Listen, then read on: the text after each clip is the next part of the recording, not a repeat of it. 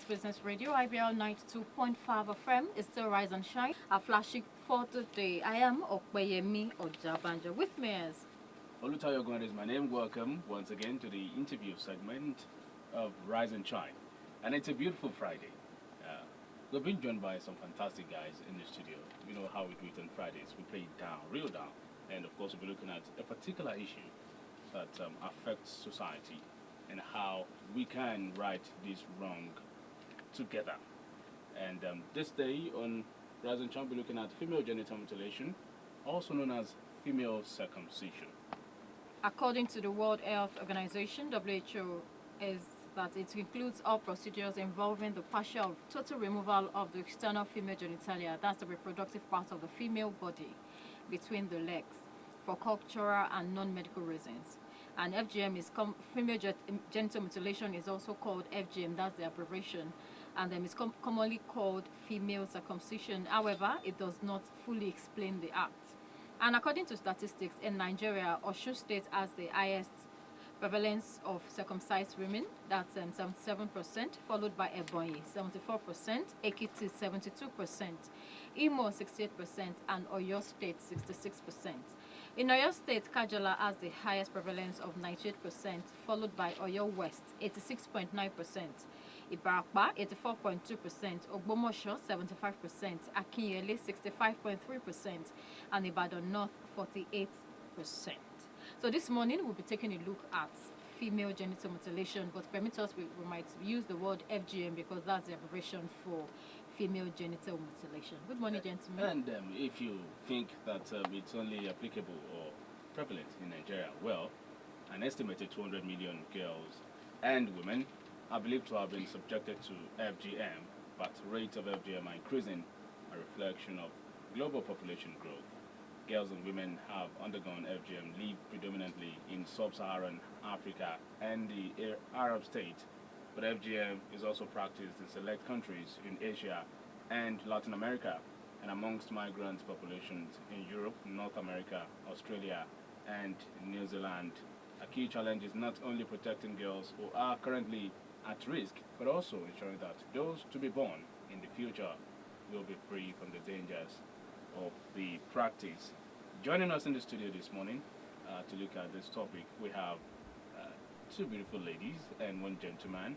We have Rachel Arowolo and Yinka Arowoyehu, and also Shola Fagarosi of One Life Initiative and part of the global media campaign team to end female genital mutilation. Good morning, gentlemen and ladies.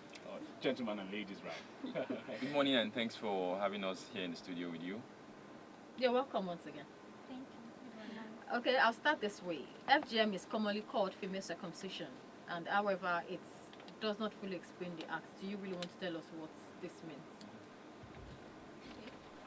Female circumcision is not equivalent to female genital mutilation because it does not fully explain the act. Female genital mutilation has to do with all procedures that has to do with tampering with the female external genitalia. And on the other side, some people equalize female genital mutilation or female circumcision rather with male circumcision. This is not the same. Male circumcision has medical backing, most especially like it has to do with the health. It has health benefits for the male. However, female circumcision does not offer any health benefit whatsoever for the female child. So, female genital mutilation expresses or captures everything that has to do with tampering with the female genitalia. Meanwhile, female circumcision does not fully express that. And maybe in addition to that as well, just like you said, we're talking about all procedures, that involves, the removal of all or parts of the external female genitalia and or injury to the female organs, either for cultural reasons or for non-medical reasons. And so, it's called, female genital mutilation. Some even call it female genital mutilation / cutting, saying that, okay, it's either you say, you are mutilating or you are cutting. But just like she said as well, circumcision does not capture exactly what is done. Of course, the word mutilate is an English word, which means to damage, to cause, severe injury on something. And so that captures exactly what is done. Because again, the question you want to ask yourself is, how exactly is this done to the girl child or to the woman?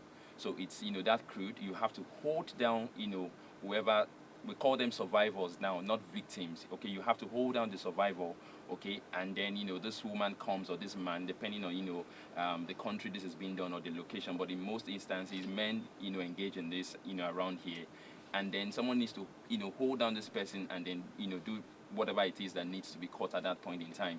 Either it's the clitoris being caught, or the labia minora, or you are totally removing the labia majora. These are just parts of the female genital organ. But as long as it is for non-medical reasons, and usually premised on cultural backings, then we're talking about female genital mutilation here. All right, for you to have embarked on an advocacy campaign against FGM, it means it's doing a particular harm or harms to women and girls. How does FGM affect the health of women and girls? Yes, I think I should answer that. FGM has no benefits to the girl child, and aside the fact that that's several negative effects, we cannot say this is a particular benefit it offers to a girl child. So when you mutilate, when you cut a girl child, what you get aftermath is shock from the exercise.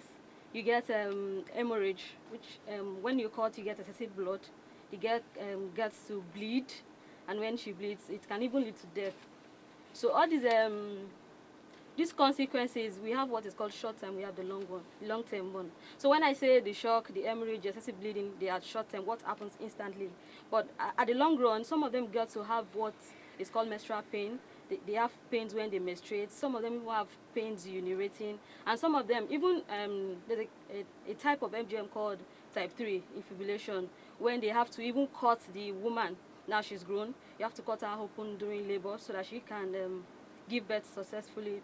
That's what we call obstructed labor. Then aside that, there are also other things they experience, like depression. Now they can't even get sexual fulfillment from their marriage, so they get to hold this down. And all these things shows that FGM does more harm, in fact no good at all to the girl child. Okay, but have you heard that practitioners involved say that, well, they do this to prevent the girl from becoming promiscuous, and also if the head of the unborn child is coming out and it hits Yes. the V area, then the child might just die. The practice of FGM in Nigeria basically is based on three things, which I call religion, on morality, and also on culture. So when there is the medicalization of FGM, where people take their children to hospital now in quotes to get them mutilated or cut, with the hope that it is better now because the medical practitioner doing it for them, or it is safer. But at the long run, all this has no benefits. When you say a girl is you cut the girl because you don't want her to be promiscuous. But statistics has also shown that Castina, which has 0.1% in Nigeria, their girls are not morally upright than in Osun that has 77% prevalence rate. So when you look at these statistics, you see that all these are just hearsay, myth of what has been passed from generation to generation, myth of what my grandmother has told me, of what I met them doing, and I'm building up on to do. Okay. Let me just add to this again, because one of the things we're trying very hard to do is to unpack some of these myths and let people understand that really they are myths. They do not exist in terms of, they can't stand beside empirical evidences. Like I always would say that we would trust organizations like the World Health Organizations when it comes to then giving us facts and figures in terms of issues like Ebola, for instance. They say, look, this is what is happening. Don't do this, don't do that. Make sure that you wash your hands and all of that. We'll trust them internationally when it comes to issues like the Zika virus, when it comes to issues like polio, for instance, when it comes to issues like flaccid paralysis, acute flaccid paralysis for children. So why again won't we be able to trust such international organization that the entire world has actually placed our health burdens on, if they are saying that, look, this is one of those harmful traditional practices that we have? And they have thrived so long because, again, just like you said, there's that very, huge emphasis on culture. There's that, very popular saying by the former propaganda, contact for Hitler, then that when you talk about, every other thing, I hold my calm and all of that. But once you talk about culture, I pull my guns. That shows you how deeply attached, we are as humans to culture. In short, the biggest impediment, to, the campaign against ending FGM has been from the cultural perspective. Because again, if I say, Africans are stupid, the person would likely look at me and move on. When I say Nigerians are stupid people, the person will look at me, maybe for a longer while and move on. Now, let's say I'm an Egba person, I say Egba people are idiots, then the person would literally what? Hold me down, wrestle me. Because again, it tells you about our deep attachment to where we're from. So if your culture, for instance, says this is what you should do for a child, then you can understand why people really hold on to this. And again, let's also remember that parents who do this to the children, okay, who do this, they don't do it out of spite for the child because they want to ruin the child's, either physical or mental health. It's because they believe that this will help the child. And so when they argue, for instance, and say, look, if you don't do this to the child will become promiscuous. That is their own understanding from the cultural perspective. Some would say that if you don't do it, it will start scratching the child. Really, there's no medical evidence to say that this happens. And like my colleague here said, the Jebus, in Ogun State, the Egbas, Ogun State has the lowest prevalence in the southwest, and they are called Unibondi, for those who understand Yoruba very clearly, to say that, look, they have, the clitoris down there and all of that. But there is nothing to show that, people from Ogun State, for instance, are more promiscuous than people from, Edo State or from any other part of the country. So it has no claim. This is the 21st century, for crying out loud. We need to place all of these, on the template of, medical evidences, empirical analysis and thorough, interrogation. Again, they say that the head of the, child, once it touches the clitoris, the child will likely die. Again, we have seen, in short, there was a nurse who was facilitating a session and said, look, I took the head of the child and, used it to touch the clitoris. And I showed that, look, the child is still alive even as I'm facilitating, 20-something years old. So these are some of the myths that have gone on and on and on without, any form of evidence to actually back them up. No, but really, science and experience tells us or shows that, any part of the body can really arouse a woman or a girl. So if we say it's the head or the ear, are we going to cut it off? Fantastic. Because again, promiscuity is about, your value system. How do you bring that child up? It's about parenting. What are you exposing that child to? There's what we call, age-appropriate sexuality education. Okay, for instance, the space we work from, we don't say private parts, okay, because again, you want to properly educate that child. We've had several instances today now of, child abuse. The child is stood. You read the newspapers, you see a child that is 5-year-old being, sexually molested. So you want to ask yourself, is it that, the man was aroused by, what he saw on the child? But again, the child will not talk because the child has never been given, some form of age-appropriate sexuality education. So we try to say, look, call those organs by their name, depending on the age of the child, so that the child knows exactly and say, look, if uncle, and again, who does this to children most times? It's usually someone known to the child. So part of the education around this is to make sure that parents actually do what they are supposed to do in terms of educating the child, and, ensure that at the end of the day, they do not become promiscuous, and not say that by the time you cut the clitoris, that is what would, prevent them from being promiscuous. Okay, when we talk about FGM, we often really talk about the female sexual health. That's majorly. But research has shown that the mental health of the survivor, let me use the word survivor now, since you said we shouldn't use the word victim, so let's use the word survivors. Now let's quickly talk about how FGM affects the mental health of the survivors. Okay, I would think these are some of the the psychosocial effects as well. So you get married, for instance, the organ, one of the major sexual organ that is supposed to make sure that you enjoy sex in marriage is no longer there, for instance. So the woman becomes frigidity is a major problem in some homes, and it's bad because again during sessions we try to say, look, it's easier because the organ of the man is actually located outside. It's easier for the man to understand what his organ looks like. Even when he has diseases and all of that, he can readily tell. But because the organ of the woman is actually located, within, it's difficult for the woman to tell. Most ladies, okay, do not even understand, what their organs look like. Most never look in that direction. They just, go about their regular activity, have their baths, and all of that. They really do not know what is, the complete one and even the incomplete one. The mental approach to this, basically the mental argument to this is, that's saying that if the lady, for instance, becomes frigid and then she doesn't enjoy, a marriage, for instance, how do you want her to, fit properly into society, especially in a society like this where, getting married is big deal, for instance. She gets divorced maybe on that, simple grounds that the man is saying, look, I don't think I'm finding fulfillment in this. So that again may lead to some, form of mental torture. The other end again is, there are communities in Nigeria, okay, where the girl child is not circumcised, like in the southwest, under the age of 5. They are circumcised when they are 15. Okay, there are festivals that are held. The same way you have, congratulations on your, on your passing out parade, for corps members. You also have them celebrate and say congratulations on your circumcision, ceremony, because it's an initiation into, womanhood. And basically, what basically happens is, in quotes now. yes, in quotes, the torture, the pain, what happens to the pain. And like I told you about how it's being done, there is no anesthesia again, So of course, like my colleague said as well, that shock is also there. That memory, continues to, play back for several years, again in some of these instances. In some cultures as well, if the woman is dead and she's not circumcised, before she can be put, buried, she has to be circumcised. In some culture, if the woman is pregnant, before she can actually deliver in the homes of some traditional birth attendants, she has to be circumcised. So how better can you capture, the state of well-being? Of course, we talk about health as a state of physical and mental well-being of the individual. But in your research, have you spoken with women and girls? I mean, women and girls who have experienced FGM themselves. What do they say about? That in short, right now as we speak, there's a campaign going on out there to actually get entries from survivors who are trying to also do this, from Kenya, from the Gambia, I think Sierra Leone and Nigeria, to put in to say, look, what have you been doing, and as well.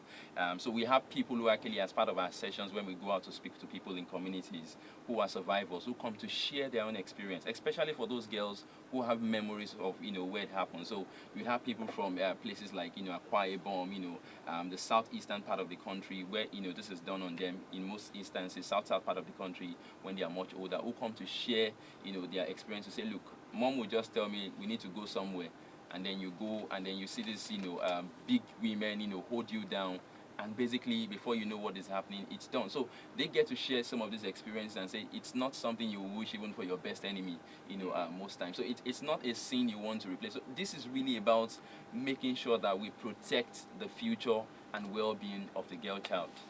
Apart from tradition too, is it also required by Christian, maybe some religion, certain religions, apart from tradition? Is it a requirement by certain religion?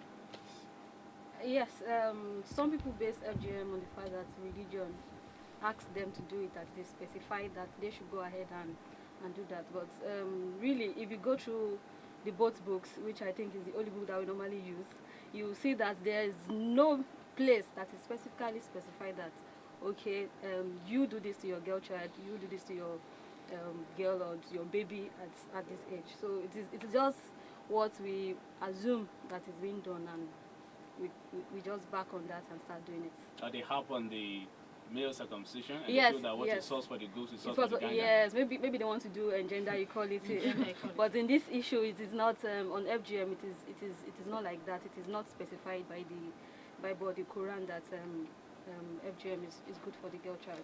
We've also been able to get imams and pastors. So one of the things we also do is to, so I'm not a sheikh, for instance. I don't have that religious authority. I'm not a clergy, so I might not have that deep understanding. So one of the things we also do is to bring in clergies and imams to come talk to people, to say, look, you are an authority on this field. People will likely listen to you. So talk to people, to engage with this. What exactly does the Quran say, for instance? And again, as part of our, our media advocacy around it, we also, encourage, broadcast journalists to say, look, beyond just, bringing people who program on the field like us, can you also bring the imams? Can you bring the pastors, on air as well, to look very closely at what does the, the holy books, what exactly do these books say?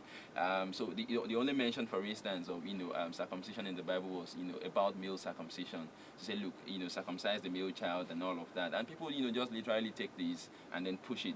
But again, we have seen that circumcision predates both Islam and Christianity.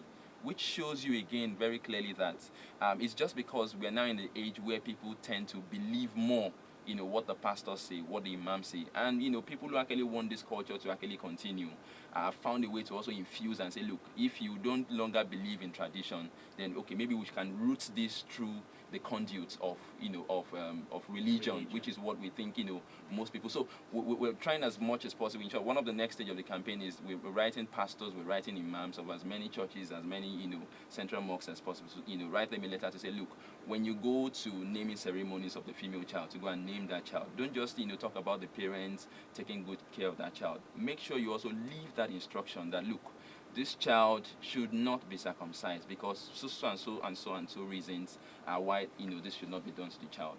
Well, a walk through some areas of the city, you find, like I said earlier before we started the interview, you find signposts displaying graphic pictures of FGM that practice and canvassing for patronage. Have you been to the grassroots? Apart from, cutting the media, have you gone to the grassroots to do your research to see that this thing is prevalent, really? I know in Elekura precisely in Ibadan here, you're about 60% prevalent rate there. Okay, there are two approaches to this. There's the demand and there's the supply. Okay, so people go, for instance, and ask and approach circumcisers and say, look, I need you to circumcise my male child. I need you to circumcise my female child, of course, and they procure it. Of course, the circumciser gets paid for this service, either in cash or in kind. It could be gift, it could be service rendered, depending on where exactly you're talking about. Is it a rural community? Is it a peri-urban community or an urban community? I agree with you. If you move around town, you see those signboards. But again, let's also remember, who've deeply engaged, because they also have associations, like every other thing in Nigeria. They also have associations, we've deeply engaged with them. At some point in time, I recall we had to engage with them from about, we had from Ogun State, from Lagos State, from, Oyo State, and again from Osun State. And one of the things we found very clearly is that a lot of awareness has gone, in the grassroots. We're not the only group, there are several other individuals who are also, and groups who are also working around this, who have reached out to them. And, some of them are even turncoats. I was in Oyo about two months back, reaching out to one of the major circumcisers, and he was explaining that, look, one of the major problems they have had is that so people come to them and they turn them back. Okay, when you turn them back, you are not sure that the circumciser next door would also do the same thing. So they now try to sit them down and explain to them why it should not be done. That you came to me because you trust my judgment to do this for you right. But these are the reasons why it should not be done. And one of the brilliant arguments I've heard about this, when they say, for instance, you are taking away our source of livelihood if you don't want us to continue, with this, is, what basically happened in Lagil, where I learned that they themselves came up with a very, proactive solution to say, look, instead of us circumcising the female child, since we have seen reasons why we should stop, we will charge double for every male child that is brought to us to be circumcised. Which I think so which the gender equality thing comes in here. Yinka and Rachel, I don't feel so the guy is paying more for the girl. Why? Because again, ultimately, the well-being of the girl child, equally translates to the well-being In the first instance, the mutilation was actually done because of the male.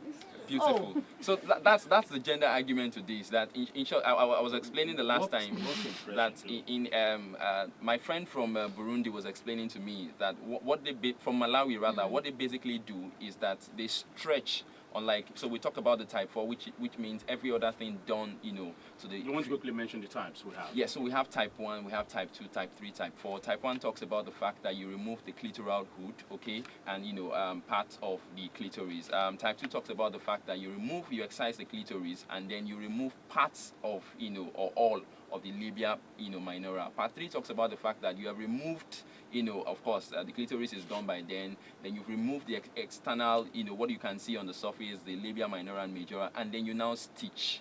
So you have ropes, running across. I hope and then you leave a little opening. Sorry to cut you short. I hope when guys go and ask for such girls' hand in marriage, their families don't request for appeasement, what you call kandano and all that, Why not? No, of course. Of Why course they do. I won't pay anything. They do, because They've it's taken away everything. it's their culture. You also need to understand that it is done. So the reason why this is done is because, we want to keep this girl, okay? We want to make sure that there is no hole for, penetration from any man until when she's ready to get married. Other than the man that does not even want to pay So The the man bride even price pays is for, full. if anything, the man even pays for more. The biggest center we have the center in Ebonyi. Ebonyi has, the second highest prevalence, which is the vesical vaginal fistula center, which is in Ebonyi, which shows you very clearly that, and of course, the fact that Ebonyi has, second highest prevalence also indicates why that is happening, given how they do their own cutting. That so this leads eventually to the fact that the lady may not be able to control urine, for instance, and in some cases, she can't even control whatever it is coming out of her body.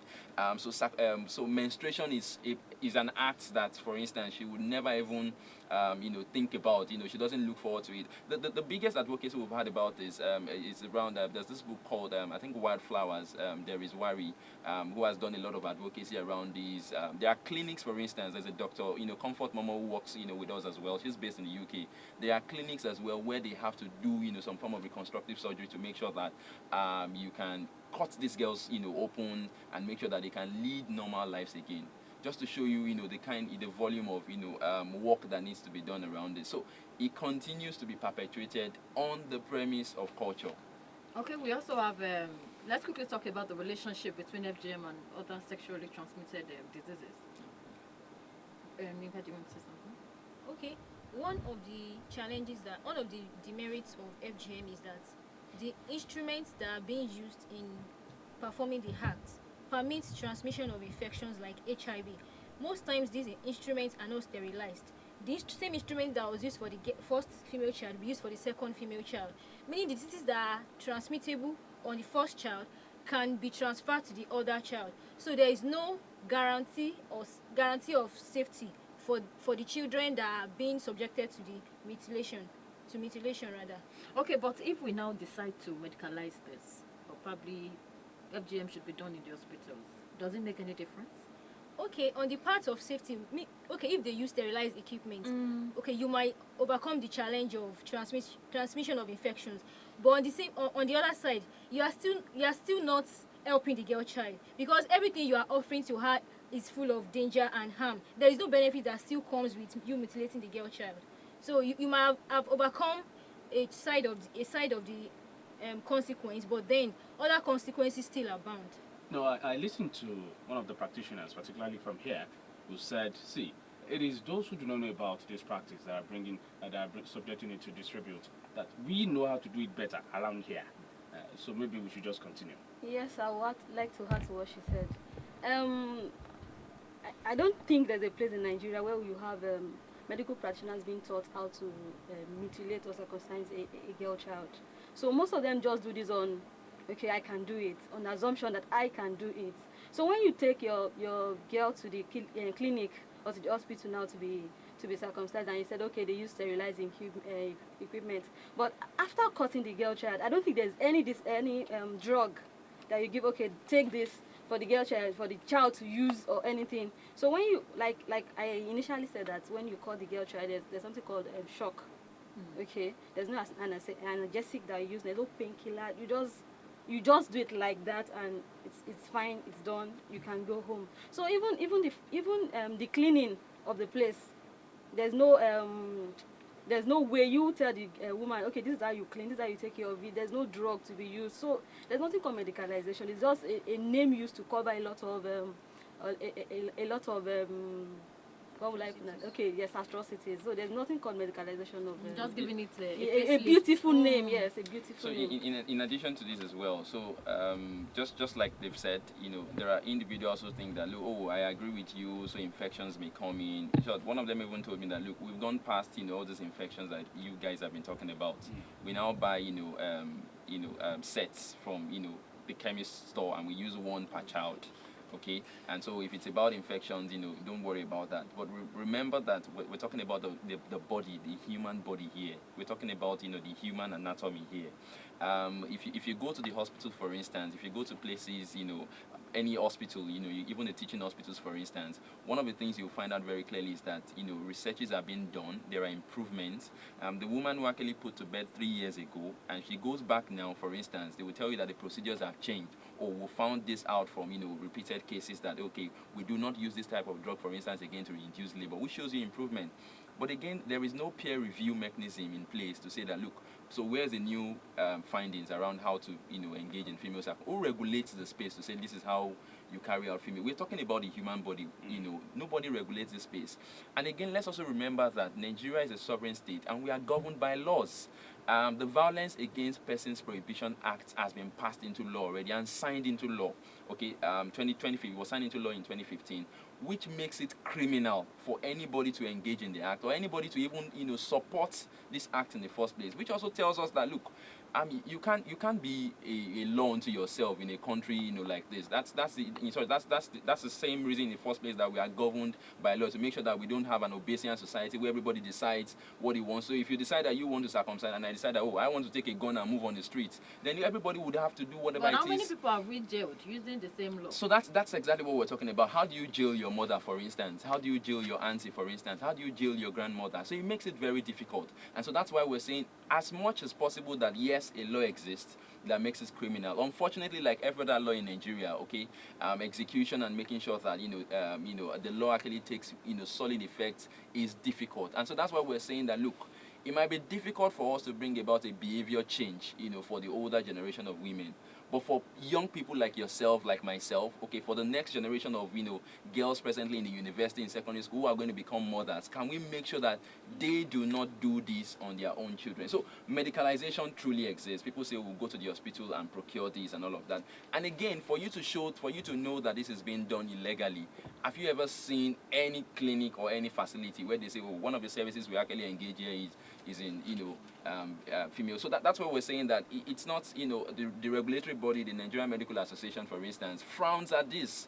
No training course. Go check the curriculum, for doctors during housemanship, whatever, where you see how to perform, circumcision. Even for nurses as well, how to perform, circumcision on the female child. It doesn't exist, which makes it criminal for any doctor, any nurse, or even community health extension workers, which we call CHUs, who are trained, within health facilities to actually engage in this very harmful practice. So the law says no. So Yes. we're talking about enforcement here. Yes. Enforcing the law on people that practice it. Absolutely. Have you also noticed that, indeed, apart from, you mentioned the grandma, you mentioned our parents, which tells us that maybe people that belong to the old generation are the ones involved. Have you seen people who are of this generation, youth, who are well educated also, involved in this practice? We just got into an argument 2 days ago with a young lady who was insisting. The other lady who was with me, who was trying to have this conversation with her, was like, so you don't believe? So are you saying that you are not circumcised? Like, she felt that it was so totally wrong. She's a young person like us, because again, it also depends on how closely affiliated you are with if you grew up, for instance, in your own community where you are supposed to culture is also transferred from generation to generation. So it depends on how you're growing up as being. It depends again. And shockingly, we even have more people in the urban center believing that these, if you open up the lines, which I would ask that you do, you'll be shocked at some of the phone calls you will get in. We've been on the station, and one of the calls was like, look, you guys are just talking, what you are saying is bad. You guys are on air. You guys are trying to turn our culture. There's this belief that anything coming from any ideas that seems to have a Western appeal to it is wrong. But again, I'm like, when it comes to nutrition for your child, for instance, why do you believe in these cultures? When it comes to mobility, for instance, why do you get in cars? Why do you get in mobile equipment and move around? Why wouldn't you also believe in some of these things that is not just essay? It's not about the erosion of our culture. And besides, who says culture is static? Okay, culture is dynamic. Things change from time to time. There was a time when it was very, very interesting for you to have a child, and then you write the name of the child on the child's body, so that when the child gets missing, for instance, you can be sure that this is the name of the child from Ile, so and so. They can bring that child back. But who does that now? Who would write something on your own child's, body, and you would not jail that person? Make sure that you sue that person to ensure that justice is done. We used to talk about a particular point in time when it was almost criminal for you to be born, with a hunchback. People would literally say, we want to use it for, but there are several hunchbacks moving around. In the same country as well, it was criminal at some point in time to have twins. They will be killed. But again, we have moved on from that point. You can make mention in places like Tanzania, for instance, if you're an albino, that's still ongoing, and so there's several advocacy going on. And I say, look, it's just about the gene, it's just about the melanin in this case. Nothing is wrong with being an albino. I remember back on campus when we had an albino who wanted to contest for the president of a faculty, and everybody was like, how can albino afino of a job? You know how Yorubas can be very derogatory when it comes to songs and all of that. So we're saying, look, the girl child also has that's what you call sexual right. She has a right to live just like every other person. You cannot go ahead to actually cause injury or harm to her in the name of culture. All right, we've been having a chat with Rachel Arolo, Shola Fagorusi, Yinka Arroyo, talking about female genital mutilation or female circumcision. Shola, I mean, has it been banned, FGM, in any country apart from Nigeria? Yes. Do you have countries where? Yes, it's criminal for you to do this in the Gambia now. Okay, the president came up, and said, look, I've gone to places, I've seen exactly, what happens in other places. I've seen evidences that this has no benefit for. And he came, announced and said, this is unbanned. Egypt, for instance, just moved. They used to have a 2-year ban on it, and they just moved now and made me, to move. So they just passed, a bill which they are hoping that the president will sign into law to make it 7 years, jail term for anybody who actually. So there are several examples of it in the UK, for instance. There's what we call summer cutting. So at the border post, for instance, even in schools, teachers are taught to look at the child and say, look, where did you go during the holiday? Is this child acting up now? Because parents, who are based, out there, will pick the child and bring the child back home. Because again, because it's a saner society, you can't do it in any of the locations there. Once you're caught, you know what it means to you for the entire life. You might as well go to jail, for life. So they take these kids and bring them back to Africa. Bring them back home to actually get them mutilated. And so teachers have been taught how to check, monitor, even at the border post. They check, ask questions. Why is this child going? They call it summer cutting. Happens in Kenya, happens in Sierra Leone, in the Gambia and all. So yes, there are countries that have made sure that this is very this is much more there are stiffer penalties on this than even what we presently have in our own laws. Yeah, Okay, how much of these programs can we have in our various schools, especially the schools generally? I think again it boils down to advocacy. So that's why, for instance, and we're grateful for the time you've given us here to actually speak about this on air. So that's, for instance, why we're also saying, look, we know that teachers are supposed to be role models. Teachers help to mold the kid's life. And again, we have seen instances. If I ask you, one of your favorite memories about your teachers, for instance, it may not even be about the subject that your teacher taught you, that particular teacher taught you. It may be about I always need to cut my nails and all of that. So we're also hoping that schools, for instance, we're engaging with schools now, going forward. We're presently engaging with schools to make sure that as much as possible the girls begin to talk about this, because it's because we never talk about sexuality issues as Africans. Nobody tells you, for instance, this is how you do when you menstruate. And that's why Tyra is using the V area. Your mother will just say, once you see blood, come to me.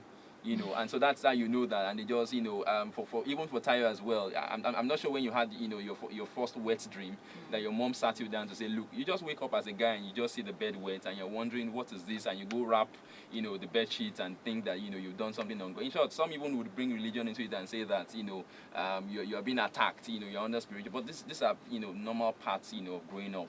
Okay, these are normal parts of growing up. And so, yes, we're engaging with schools, we're engaging with students, we're trying to make ambassadors of some of them, but they need to understand the issue. And the first place is that we're talking about it, okay? When it comes to the surface, when it flows to the surface, then people will begin to interrogate and say, why is this? Then girls can go back home and say, Mommy, what is this about, for instance? Daddy, what is this about? And then they can hear, get feedbacks, go back and forth and argue about this.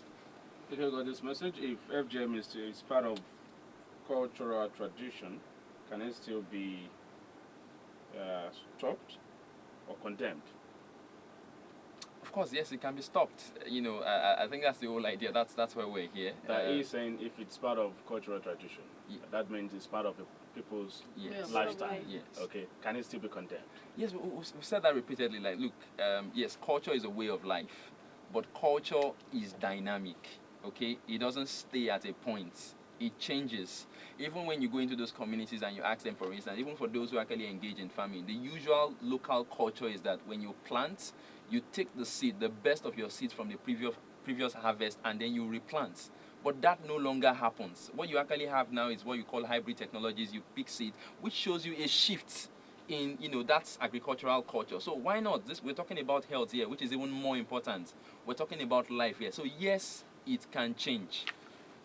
Okay, aside from some of these things that you have highlighted, and that we know that we need to move, we need to do this quick, we need to end FGM. What else can be done to accelerate the abandonment? Yes, I think we've said it already. We are reaching out to, we want policymakers, we want clerics, the imams, the pastors to come out and say this is not right. It is a violation of human dignity. It's a violation of the girl child's right. You should come out and say, look, we know you people do this because you love the child, but it has no basis in the Bible, it has no basis in the Quran, it has no basis even in our culture, in our society, that you should do this to your girl child. Okay, thank you very much. All right, many thanks, guys. Thank you for coming. Rachel Arwolo, Shola Fagoris. And Shola seems to be more vocal here, and he's a guy. Yes. And so, okay, that tells you that we care so very much about I remember the last time they were on my program, I told them that I actually appealed to the father because they are the ones involved in this act. Exactly. Yes. And now you said like, I don't get who is involved. the men are the ones. But by the design of the home, most Yes, times, now the the man men. says, look, I don't want the this head of done. the family, And that's the head it. of the tribe of your household. So we're also hoping that, our fathers out there, for Should instance, do will something. go ahead and, instruct, mothers. The reality is Don't that our take men my are the child traditional to- head, they are the He loves traditional his heads. daughter, and then I know you can do something. Don't if you try it. So we're telling other men to do the same thing. Thank you very much. We hope through concerted efforts we can help to stop the prevalence of female genital mutilation, female circumcision, or female cutting. You said, I think summer cutting- cutting, you said the other time. It's also what we call summer cotton, yes. Summer cutting. Yeah. Oh, come on, it's bad. I do not support FGM. I do not support FGM. All right, thank you for coming, Rachel Arwolo, Shola Fagoros, Yinka Aroyeon of One Life Initiative. Thank you very much. And you're part of the global media campaign team to end female genital mutilation. I'm Olutayo Gumade. Thank you very much. John behind the camera, and also Dayo Kumbuale, who is also with us in the studio. Okwemi. Thank you very much. Do remember to join us tomorrow morning for another edition of the newspaper review segment on Rise and Shine. I am Okpeyemi Ojabanjo. Enjoy the rest of the weekend.